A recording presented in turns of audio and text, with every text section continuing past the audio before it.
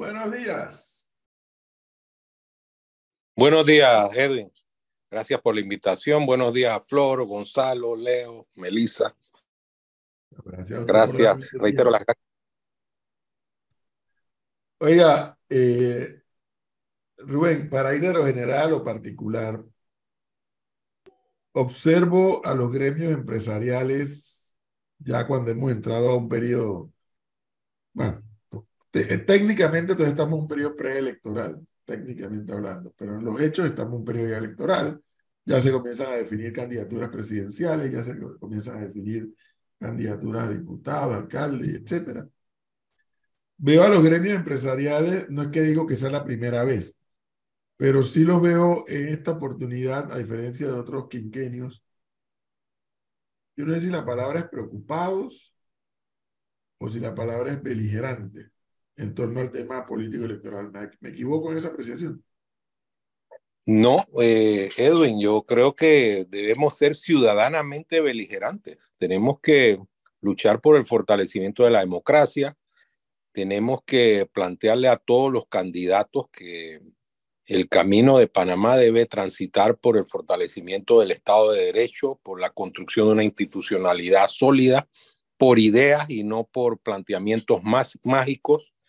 El problema de Panamá no se soluciona con pócimas ni con consignas, sino con ideas claras, con racionalidad. Entonces ese es el camino que nosotros como cúpula del sector empresarial estamos emprendiendo.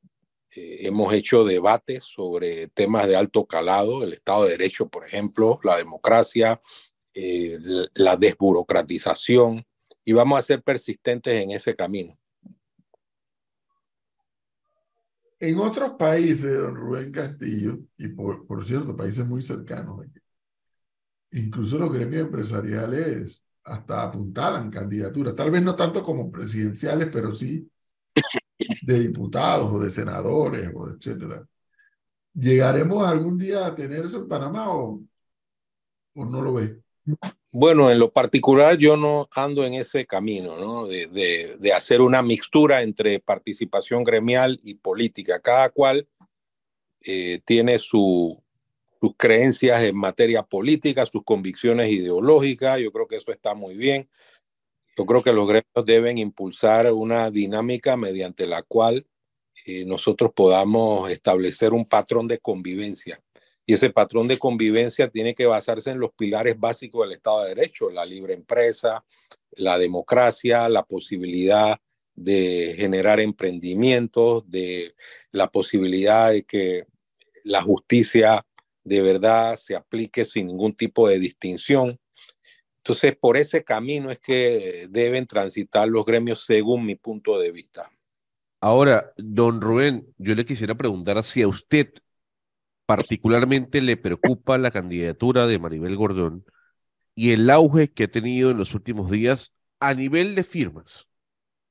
¿Le preocupa? No, yo creo que en democracia la preocupación no es la posibilidad de que todos puedan participar siempre y cuando no se quiebre la estructura que nos permite convivir.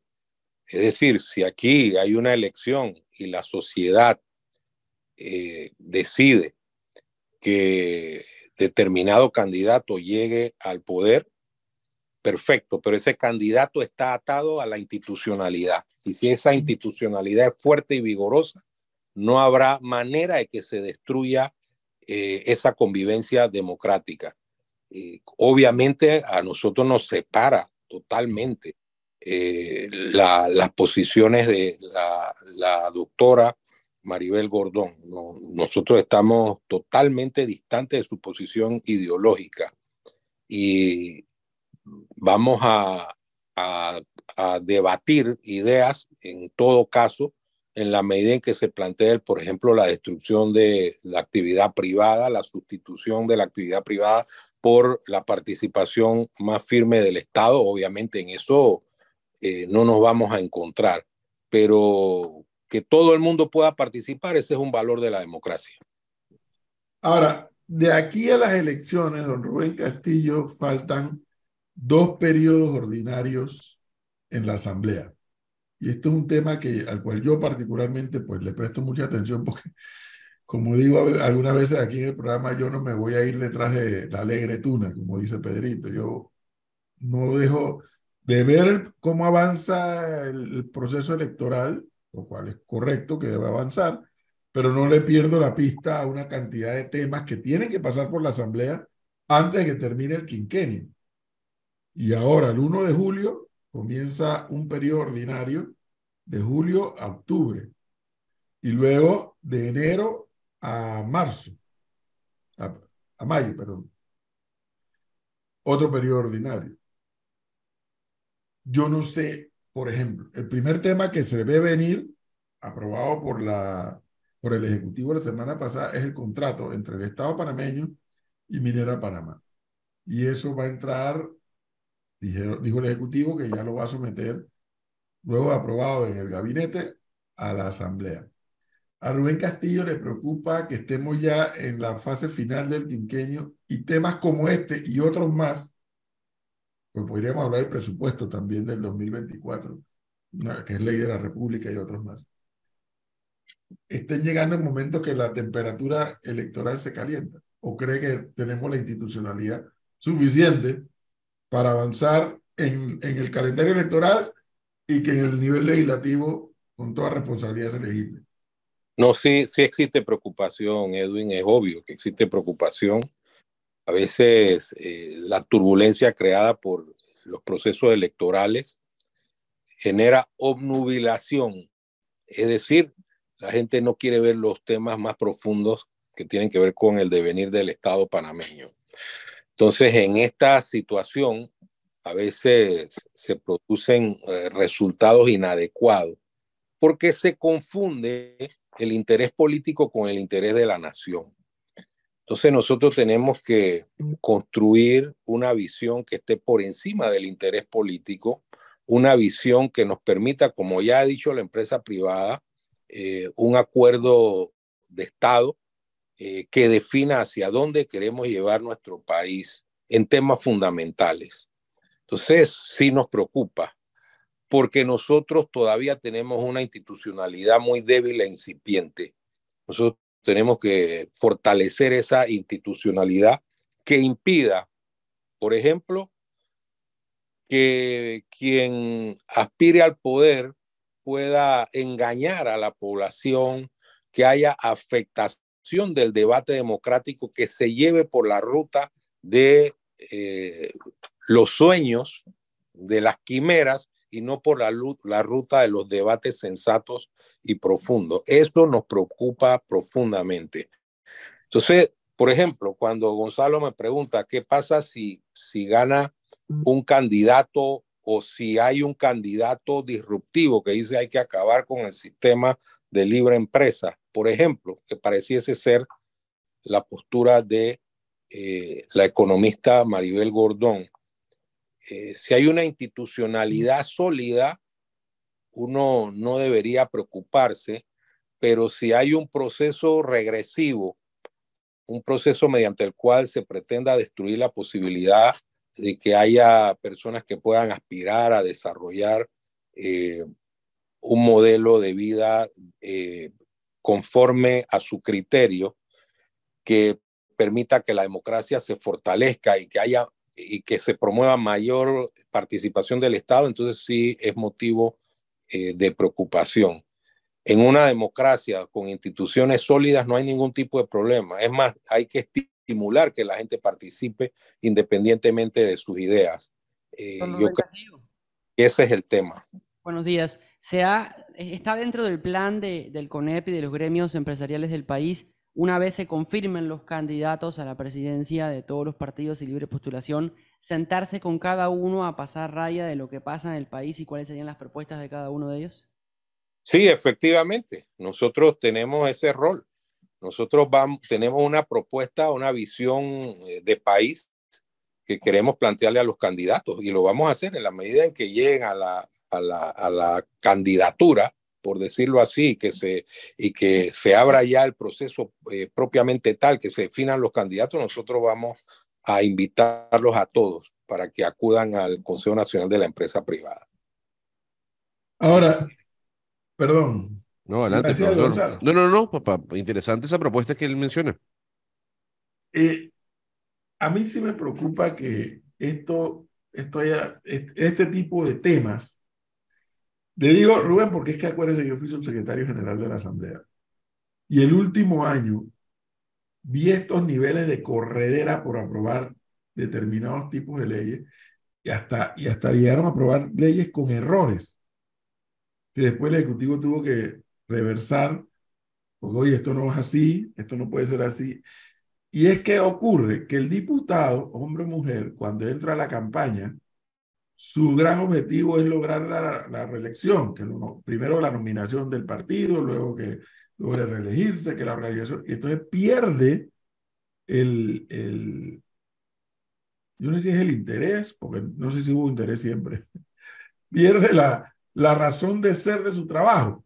Entonces llega un documento tan sensitivo para el país donde hay quienes están en contra, donde hay quienes están a favor, donde hay quienes están esperando un poco más de debate para tener más conocimiento y que no se le invierta esto el tiempo necesario, porque la verdad se ha dicho, también demoraron demasiado en sacar este documento, ¿no? ¿Te refieres al tema del contrato minero? Correcto.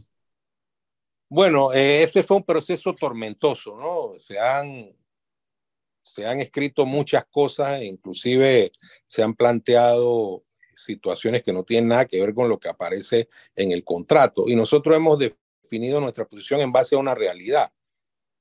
Aquí hubo una distorsión en el tiempo provocada por un fallo judicial que demoró demasiado. En el medio hay una inversión millonaria de miles de millones de dólares que tiene un impacto cierto en la economía del país. Ese impacto cierto en la economía del país genera empleo, genera pago de impuestos, hay una derrama económica en las comunidades, hay un impacto en la propia economía total del país y hay una situación real que no podemos evadir. Hay una empresa que invirtió y que está allí. ¿Cuál sería la solución para los que no quieren que se apruebe el contrato? Yo quisiera que la plantearan. Solución Sí. para 47,000 personas que dependen de forma directa o indirecta de esa actividad, para más de 2,000 proveedores que están allí. ¿Cuál sería la solución? Esa es la primera pregunta. En segundo lugar, yo creo que hay que fortalecer los mecanismos de control, de fiscalización de la actividad de la minera.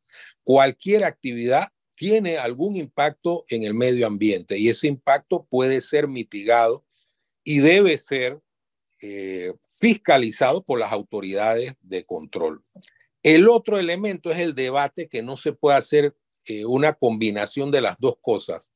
Si nosotros después queremos hacer el debate sobre minería sí o no a futuro como herramienta o palanca para el desarrollo económico y social del país, es otra cosa. Ahora estamos hablando de un contrato. Después podemos decir, ya, Panamá no tendrá más actividad minera y cuando termine el proyecto de Minera Panamá ya no habrá minería de ninguna clase en Panamá, por ejemplo. Ese debate se podría hacer. Yo considero que sí hay elementos suficientes para garantizar que haya una minería sostenible. Hay minería pirata. Esa minería destruye, acaba con nuestros recursos naturales porque no está sujeta a ninguna fiscalización. Eso lo podemos ver en muchos de nuestros países. Sin embargo, creo que en este momento nosotros, dadas las circunstancias, nosotros no debemos tomar una posición irreflexiva y no debemos combinar los dos temas.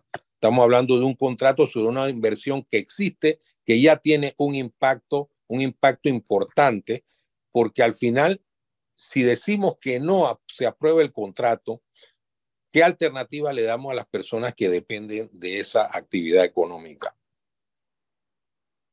Fíjese, don Rubén, que yo me pongo de la otra acera, ¿no? Me pongo de la persona que usted bien está exigiéndole una solución al no firmar el contrato. Y esa persona dice, sí, todo lo que usted menciona, don Rubén, es perfecto, es entendible y digamos que es positivo para la economía del país. Pero ¿a costa de qué? ¿A costa de qué le estamos dando esta cantidad de beneficios económicos al país? A costa del medio ambiente. La pregunta es, ¿estamos siendo responsables como país para la verificación del cuidado o de la minería responsable, entre comillas? Hay literatura importante sobre la minería sostenible. Existe información, inclusive en las Naciones Unidas, en CEPAL, sobre la minería sostenible. Fíjense que muchos de los mitos que se han planteado sobre lo que aparece en el contrato o lo que aparecía en el contrato anterior, que tiene que ver con el fallo de inconstitucionalidad, emanaba de un código minero de 1964, que todavía está vigente y que obviamente debe ser reformado. Aquí el tema se circunscribe a que hay que fortalecer los organismos de control y la veeduría ciudadana, y que el debate se dé en torno a una realidad fáctica. Hay una inversión de miles de millones de dólares que le da trabajo a miles de panameños. Eso nos debe llevar a una meditación profunda sobre las decisiones que tomamos. Si nosotros decimos, sin ningún tipo de reflexión, que es imposible la minería sostenible y simplemente lo que se quiere es eliminar el proyecto de Minera Panamá, entonces no puede haber un debate en el ámbito de lo racional, porque ya es un tema visceral. Nosotros decimos hay que dividir las dos cosas. Más adelante podemos debatir la posibilidad de que no haya minería en Panamá más allá de este proyecto. Eso se puede debatir. Nosotros consideramos que puede haber minería sostenible y que esa minería debe servir de palanca de desarrollo social y económico del país. Esa es una realidad tangible. Los organismos de control pueden fallar, sí. Ahí es donde debe entrar la veeduría ciudadana para evitar que esto ocurra. Y que las empresas que se dediquen a esta actividad, en específico Minera Panamá, cumpla estrictamente con las regulaciones que establece la ley. Esa es una verdad inmutable. Nosotros no podemos permitir que la empresa no tome los recaudos necesarios para cumplir con las medidas de mitigación y con el proceso que está establecido ya para el momento en que la empresa se vaya o termine la explotación minera. Yo creo que eso es posible, hay tecnología, hay mecanismos para mitigar los efectos del medio ambiente y para que las personas que queden en esas comunidades, como se puede observar en este momento, queden con herramientas que les permitan desarrollar otras actividades económicas. Y yo creo que por allí debe estar la visión de los panameños. Es que, como acaba de decir Rubén Castillo, hay otra discusión que hay que dar y que no hemos dado como sociedad, Rubén. ¿Queremos o no queremos los panameños explotar nuestros recursos minerales? Eso no lo hemos, no, como sociedad no hemos dado ese debate. Y uno escucha a los grupos ambientalistas dando sus razones, dando sus argumentos. Bien, eso es parte de la dinámica que debe haber en una sociedad. Pero la diferencia con este otro proyecto es que este proyecto ya existe. No es que va a existir. Y como dice Rubén Castillo, no es... Cuidado, que no son solamente los miles de panameños que allí trabajan. Son la cantidad de empresas privadas que también giran en torno al desarrollo del proyecto. Entonces no es nada más que qué hacemos con los que ahí trabajan, es lo que chorrea hacia abajo, en la toma de decisión me refiero. Más de 2.000 proveedores le brindan servicios. 2.000 proveedores. Sí, más de 2.000 proveedores le brindan servicios a la minera. Aparte que nosotros vamos a quedar como decía Mafalda, paren en el mundo que me quiero bajar. Si decimos que no, al final, ¿qué hacemos? Le decimos a la empresa, váyase de aquí y se acabó.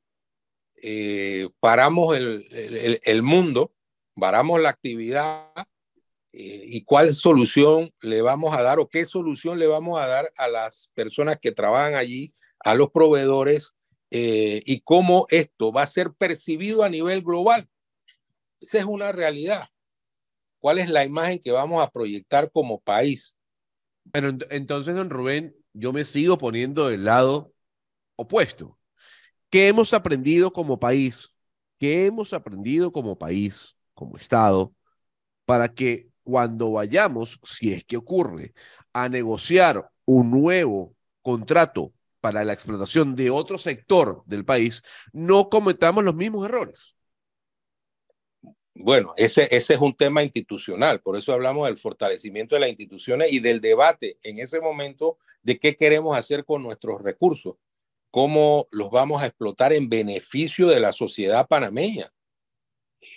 Uno al final puede analizar esto científicamente o analizarlo emocionalmente. ¿Cómo podemos combatir la pobreza utilizando nuestros recursos de la mejor manera posible? Si el debate se da en el ángulo racional, entonces los que creemos que una minería sostenible es posible, vamos a poder expresar nuestras opiniones y vamos a poder divulgarlas de tal forma que la sociedad pueda sacar sus conclusiones. Si el tema no es no y no hay en el medio ninguna argumentación profunda, entonces vamos a tener un problema porque ya al final lo que se busca es hacer valer una posición radical.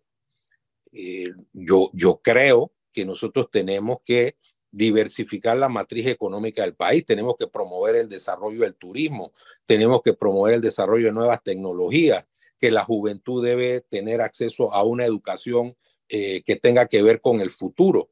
Nosotros tenemos que comenzar a perfilar lo que va a pasar en el futuro en cuanto a la robotización, la inteligencia artificial, las nuevas tecnologías. Eso tenemos que preverlo. Si nosotros nos quedamos en esa discusión pequeña, irracional, basada en preconceptos, simplemente no vamos a avanzar o vamos a avanzar en contravía de lo que está ocurriendo en el mundo. Esas son realidades tangibles.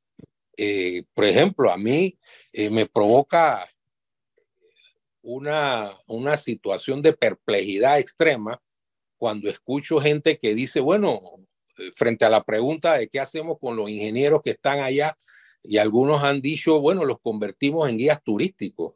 Yo he escuchado esas expresiones y esas expresiones son verdaderamente insensatas. El desarrollo de la minería en Panamá, específicamente la actividad de la empresa minera Panamá, ha provocado que haya muchos profesionales panameños, geólogos, biólogos, etcétera, etcétera, que se han formado y que van a tener oportunidades en el futuro, no solamente en la minería como tal, en la explotación minera, sino en otras actividades. ¿Qué hacemos con ellos? ¿Qué hacemos con las comunidades, las personas que están allí desarrollando el cooperativismo? Que poco a poco han podido vincularse con proyectos que van más allá de la actividad minera, que ya están haciendo conexiones con actividades agropecuarias que van a tener un impacto a nivel inclusive internacional. ¿Qué hacemos? Todas esas preguntas debemos hacerlas desde la perspectiva racional y obtener respuestas racionales, no basadas en la emoción. Bueno, dentro de unos par de semanas, ¿no? Ya hoy es 19, 26, el otro fin de semana entra este documento bueno, otra semana, entra este documento al Pleno de la Asamblea y el Pleno de la Asamblea lo remitirá a la comisión respectiva y comenzará la discusión del contrato. Les reitero, los diputados solo pueden aprobar o rechazar el documento, no pueden modificarlo. No pueden ponerle ni una coma ni un punto. Lo rechazan o lo aprueban. Eso no significa que no haya debate, cuidado. Claro Eso que es lo que le iba a preguntar. ¿En ese proceso sí, habrá debate? sí hay. Bueno, sí hay si ellos quieren, Flor. Si ellos quieren, hay Bueno, debate, a favor, en contra. bueno, Edwin, yo creo que debe haberlo. Claro, Yo creo que responsablemente debe haberlo. debe ¿Y haber. qué tipo de debate se va a dar, no? Eso es lo Yo que creo, estamos todos expectantes.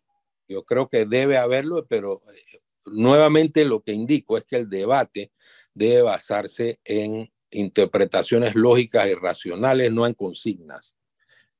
Además, hay un tema importante que quiero resaltar. Hay unos beneficios que van a ir a un fideicomiso y ese fideicomiso debe generar desarrollo para comunidades. Nosotros debemos exigir rendición de cuentas porque donde no hay rendición de cuentas o donde no hay cuentas, hay cuentos y eso no debe ser. Ese es un tema fundamental, pero obviamente, y reitero, debe haber un debate basado en la lógica, en la investigación y en criterios científicos. Bien. Don Rubén Castillo, gracias, como siempre, muy amable por darnos este tiempo y darnos estas luces de por dónde va el sector privado versus el sector público desde el punto de vista de cuánto más hay que seguir haciendo para que vayan agarrados de la mano, ¿no? Porque no puede ser que el sector privado vaya por un lado y el sector público vaya por el otro. Lo inteligente es que vayan de la mano, cada uno cumpliendo la responsabilidad que le corresponde. Gracias, muy amable. Gracias, Edwin. Saludos a todos. 8